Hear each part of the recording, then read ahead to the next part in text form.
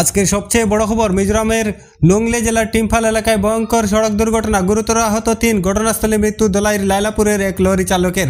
জানা গিয়েছে বৃহস্পতিবার বিকালের দিকে সড়ক নির্মাণ সংস্থা এবিসিআই কোম্পানির একটি লরি মিজোরাম রাজ্যের লুংলে জেলার টিম্ফাল এলাকায় ভয়ঙ্কর দুর্ঘটনার সম্মুখীন হয়।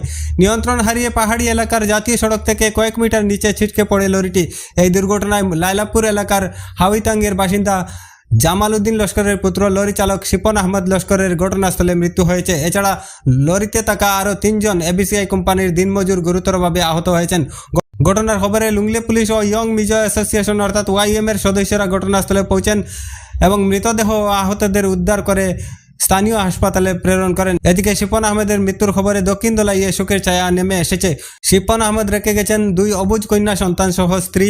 ঘটনার খবর পেয়ে পরিবার পরিজনরা মৃতদেহ বাড়িতে আনার জন্য গতকাল সন্ধ্যায় মিজোরামে পাড়ি দিয়েছেন, তবে এ পর্যন্ত তারা মৃতদেহ নিয়ে ঘরে ফিরেননি।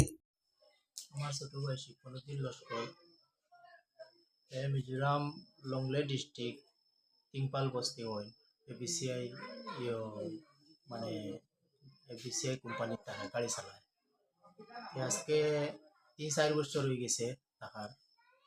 হঠাৎ করিয়া গত খবর আইছে যে গাড়িটা দুর্ঘটনা সড়ক দুর্ঘটনা হয়ে মারা গেছে। তার 2টা মেয়ে আছে, একটা হলো 2 বছর আর একটা হলো 11 বছর। আর তার ওটা মানে খুব খারাপ আছে বর্তমানে।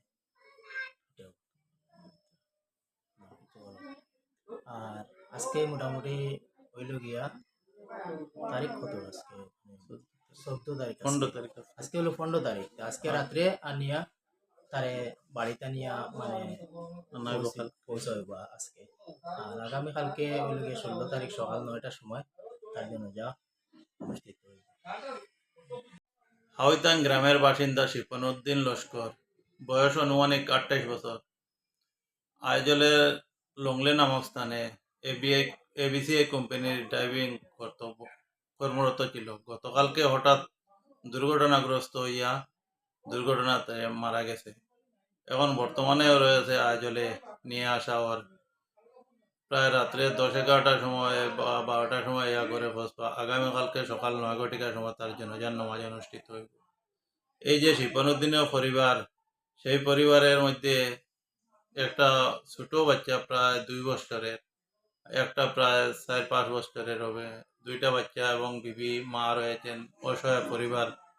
একমাত্র শিপনুদ্দিনের রোজগারের উপরে ফ্যামিলিটা চলতো, কিন্তু বর্তমানে অসহায় পড়ার কারণে এই পরিবারটা চলা বড় কষ্টকর হইব।